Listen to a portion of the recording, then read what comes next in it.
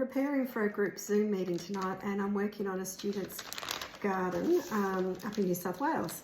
So it's quite a large property, and she's got a rectangle style house with a lot of existing gardens. So that's always hard because you don't know what to keep and what to eliminate. So it's always easier to do a garden from scratch. But she's done her mud map, and she's done a few different variations, which I get to have a look at. And then, you know, she is struggling, and I can see why, because it's actually hard.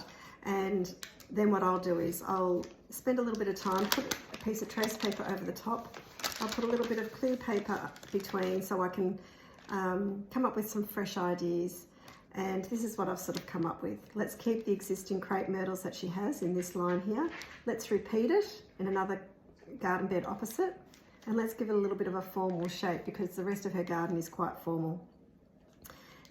But how, as it's a country property, how we actually make a formalish garden still feel like it connects with the rural landscape is that we're going to add some native grasses in between the plantings. So she's going to have some clipped Westringia, maybe some Indian hawthorn.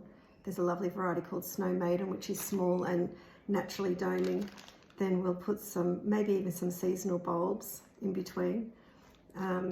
And that's how we're going to approach it. So Westringia balls, Teucrium balls, some grasses, and with the crepe myrtles. And this pond at ground level, and you'll be able to access with the lawnmower, because as the pond's at ground level and there's pavers around and creeping time, the mower can actually scoot across and maintain this space.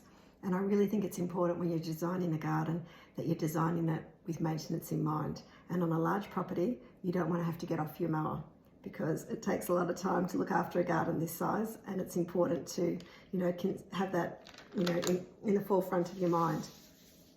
So that's how we deal with mud maps, and on the course, I hold your hand through the whole process.